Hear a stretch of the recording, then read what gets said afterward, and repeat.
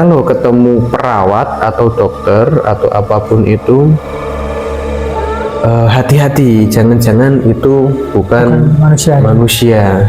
Didatangi oleh suster yang bule, penampakannya itu bule, perawakannya bule, cantik, tinggi. Kalau kita apes, kita bisa bertemu sosok suster hantu.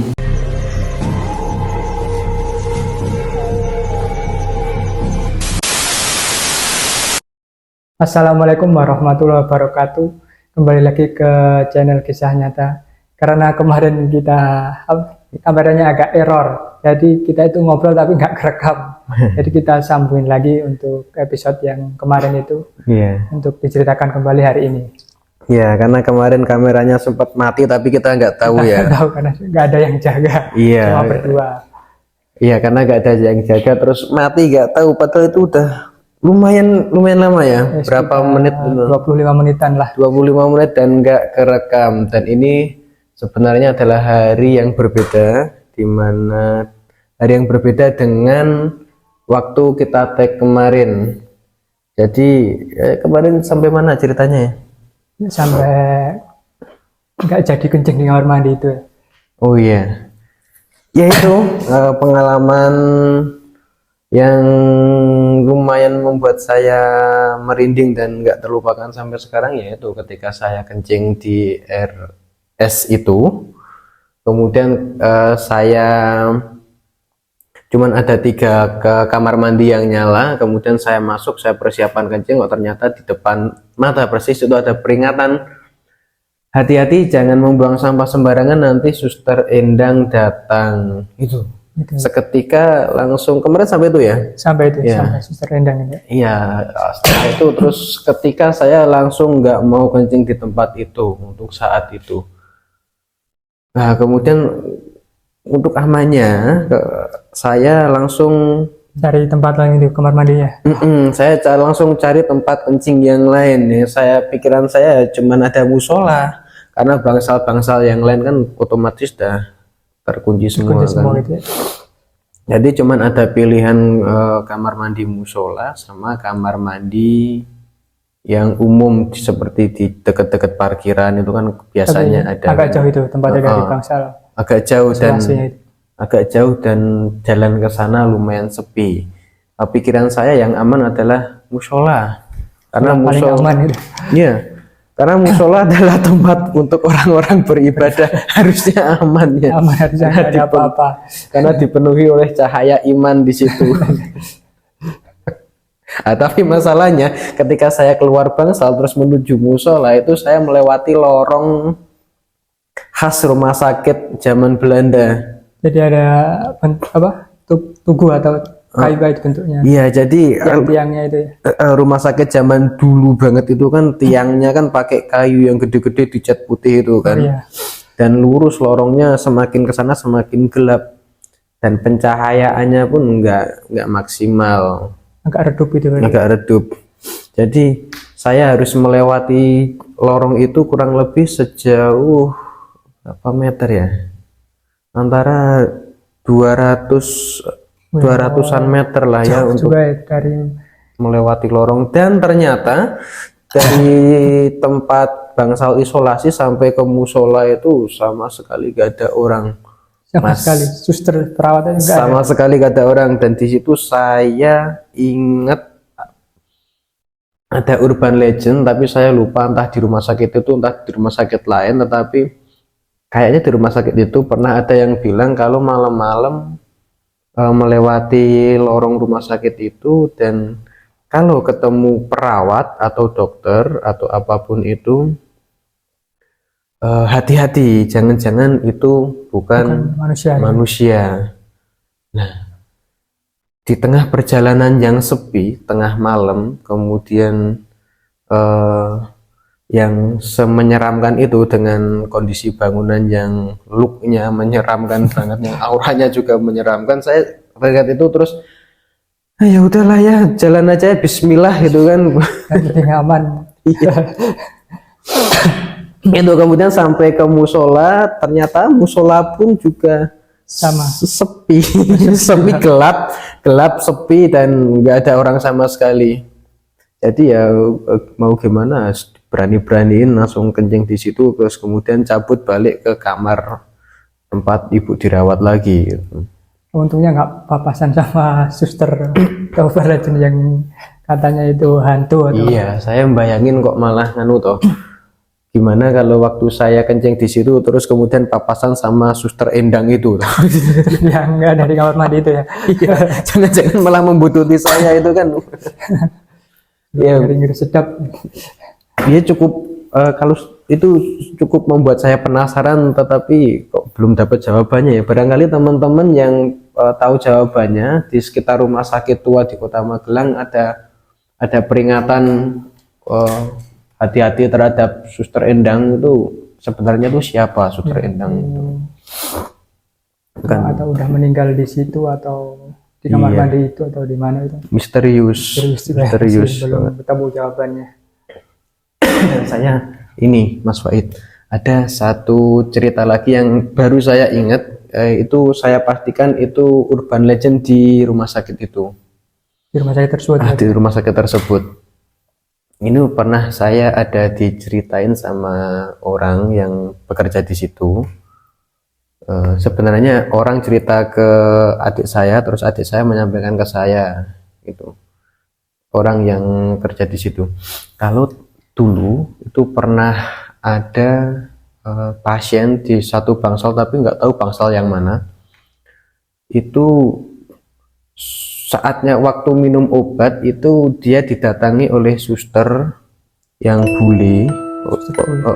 Penampakannya itu bule, perawakannya bule, cantik, tinggi, ya ala-ala orang Belanda gitu kan, tinggi, cantik, bule, rambutnya rada-rada pirang, terus seragamnya itu bukan seragam suster Daerah situ. itu di situ loh, Rumah sakit itu. di rumah sakit itu, tetapi kayak seragam suster zaman dulu, Noni-noni. noni-noni. Suster itu masuk, kemudian ya biasa layaknya perawatan suster, gimana kabarnya, kemudian obatnya mana ibu, diminum, ayo diminum, saya tungguin, diminum obatnya, kemudian udah diminum pergi. Dari suster itu bisa bahasa Indonesia itu, cuma Bisa. perawakannya yang bule. Nah, kemudian setelah itu datanglah suster Yang asli. yang shift itu datang ke kamar itu, kemudian mengingatkan obat sama, dan ibu udah diingatkan sama mbak-mbak yang bule tadi. Nah, yang bule yang mana?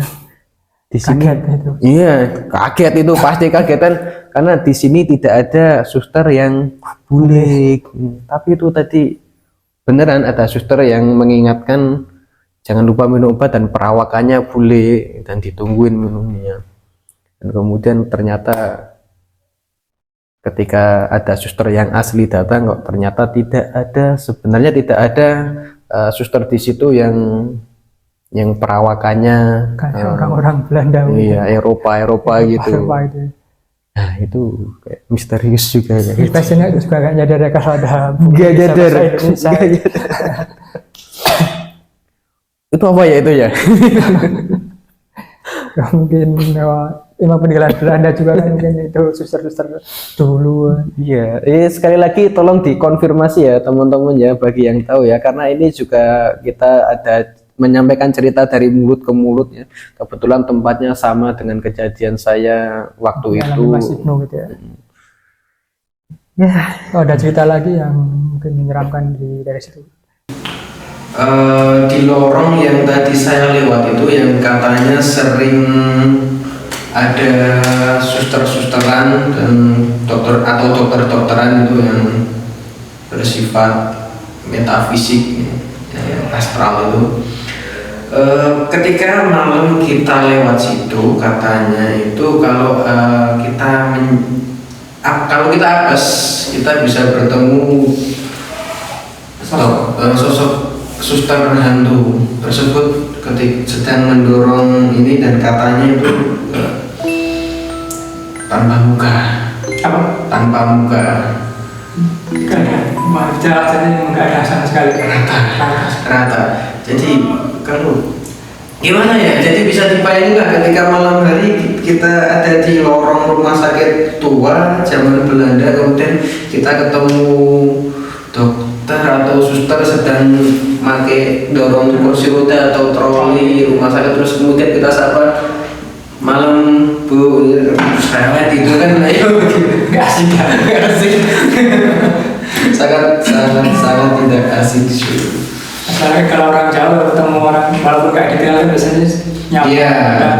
Mari Bu atau mari Pak. Iya, kemudian karena unggah-ungguh kan kebiasaan orang Jawa, unggah-ungguh, kemudian kok kalau apes ketemu kayak gitu terus mereka terus gimana? Kalau rata kan nggak ada moodnya, terus jawabnya mau gimana coba? Ya, kan kalau Jawa takut ya. Malam dulu kan. Hanya Astagfirullahaladzim. Gitu sih. Jadi kayaknya tempat itu memang beberapa bangsa, kemudian lorong-lorongnya juga penuh misteri sebenarnya. Ada lagi, ini masih runtutan cerita yang sama tetapi di tempat yang berbeda. Waktu itu 3 atau 4 perawatan yang terakhir itu 2 kali berangkat itu berturut-turut saya mengalami kejadian yang tidak menyenangkan.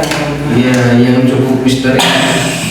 Jadi ketika saya dan ibu saya berangkat ke rumah sakit tersebut untuk menjalani kemoterapi, itu di jalan yang sampingnya kuburan dan memang tempat itu sering diperbincangkan sama orang-orang,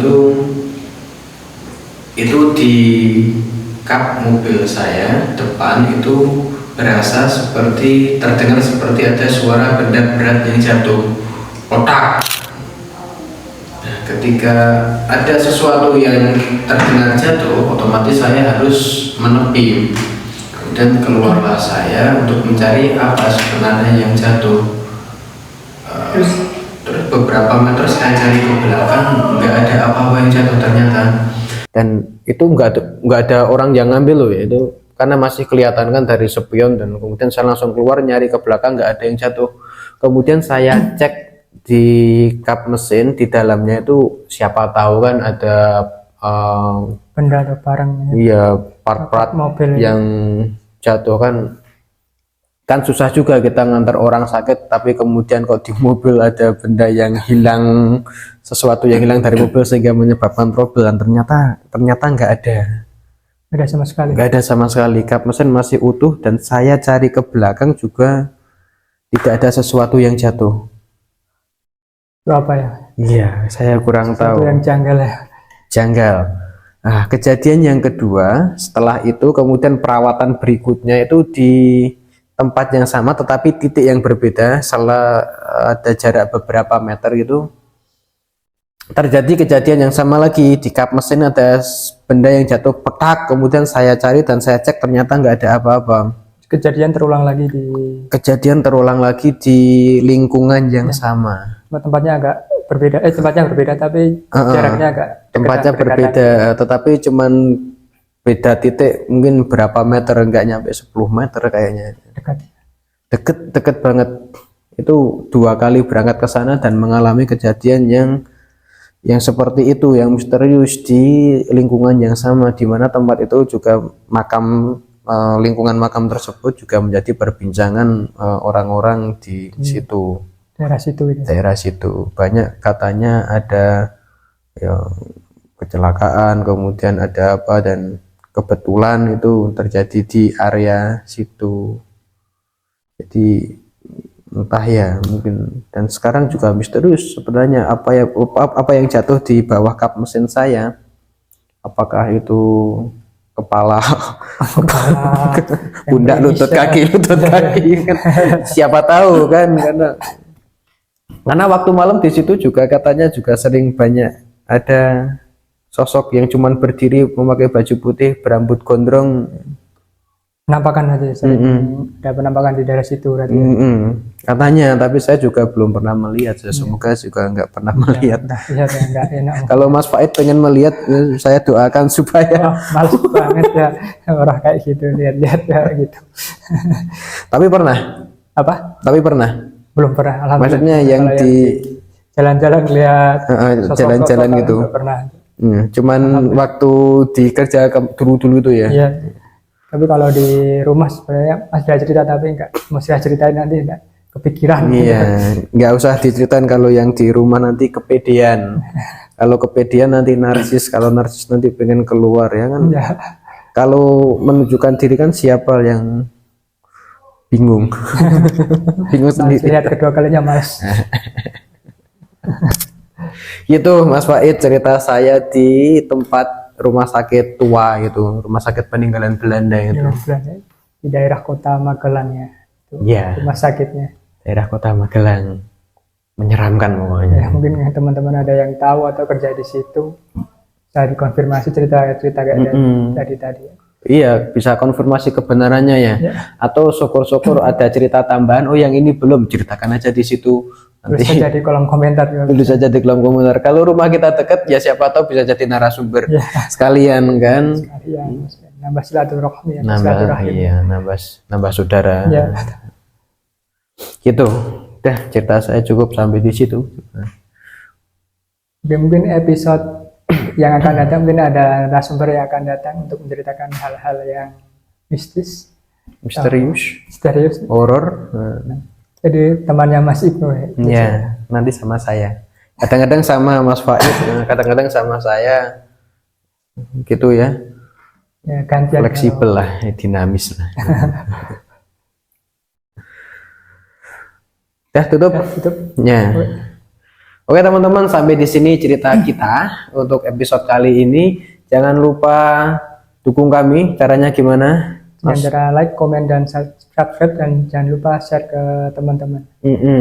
Bagi teman-teman yang punya cerita atau punya pengalaman yang pengen diceritakan, silahkan tulis di kolom komentar atau bisa DM kami di Instagram @22 kisah nyata.